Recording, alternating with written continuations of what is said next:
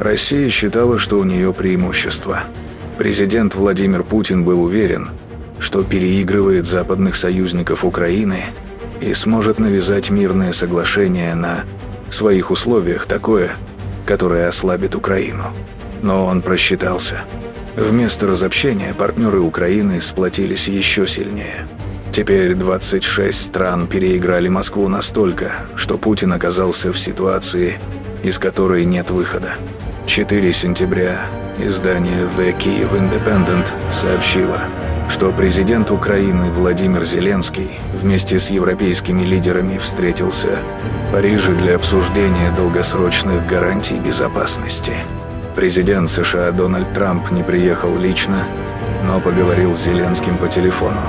Коалиция желающих передала Москве разрушительный сигнал. Они готовы предоставить Украине комплексные гарантии безопасности. Президент Франции Эммануэль Макрон заявил, что 26 стран пообещали выделить войска или оказать другую поддержку после окончания войны. Зеленский подтвердил участие Германии, Италии и Польши как гарантов, но не стал раскрывать полный список. Почти наверняка туда входят Франция и Великобритания. Лондон уже заявил о готовности защищать украинское небо, море и территорию.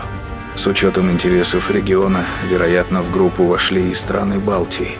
По словам Зеленского, план включает усиление украинской армии, рост внутреннего производства, расширение европейских мощностей и поставки американских систем ПВО.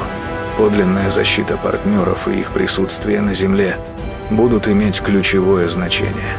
Обсуждается и роль США, хотя детали пока не ясны. Макрон подчеркнул, что не будет никаких ограничений на численность и возможности украинских вооруженных сил.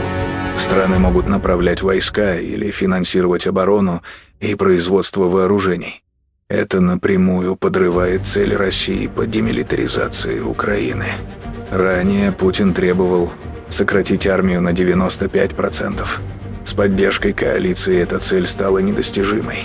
По данным Reuters, в саммите участвовали 35 лидеров, хотя не все дали безусловные обещания.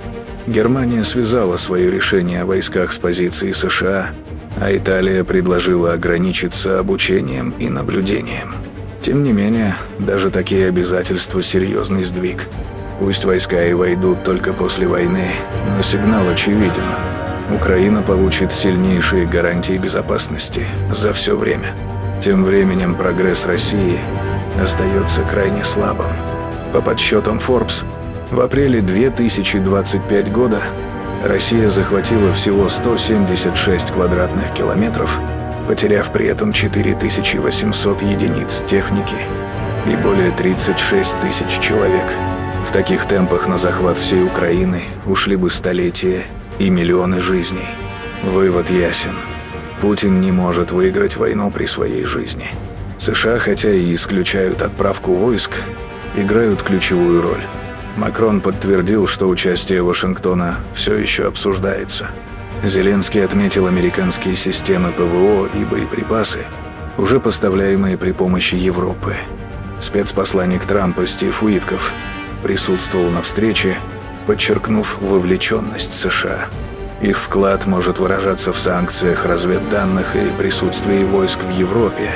Уитков также напомнил, что Путин однажды предлагал Трампу в Аляске создать аналог статьи 5 НАТО. Хотя формально это маловероятно, сама поддержка США придает коалиции вес. Однако европейские лидеры по-прежнему требуют ясности относительно роли Вашингтона. Россия делает ставку на удары с воздуха, что подчеркивает потребность Украины в защите. В августе 2025 года 2 массированных удара лишили света 60 тысяч украинцев и обрушили атаку более чем 500 дронов и 2 десятков ракет. Большинство целей было сбито, но масштаб потряс. Коалиционная система ПВО может изменить баланс. Макрон также предупредил, если Путин продолжит тянуть время, Запад усилит санкции. На саммите обсуждалось и членство Украины в ЕС. Зеленский назвал это ключевым вопросом. Глава Еврокомиссии Урсула фон дер Ляйен заявила, что Украина может войти в ЕС до 2030 года, а возможно и раньше. Это обеспечит глубокую политическую и экономическую интеграцию. Неожиданно Путин заявил, что не возражает против вступления в ЕС, хотя твердо отрицает возможность членства в НАТО. Неспособный добиться победы военным путем, Путин может попытаться навязать сделку без НАТО в системе безопасности Украины. Это исключило бы возможность для большинства сильных стран ЕС вводить войска. Но в НАТО это отвергают. Генсек Альянса Марк Рютте заявил, что Украина как суверенное государство сама решает, какие гарантии принимать. В итоге Путин оказался в ловушке. Его армия слишком медлительна, дипломатия слишком слаба, а противники слишком едины. Будет ли война продолжаться или завершиться переговорами? Украина уже держит более сильные карты. Европа может усилить давление еще больше, но одно уже очевидно. Путин оказался переигран.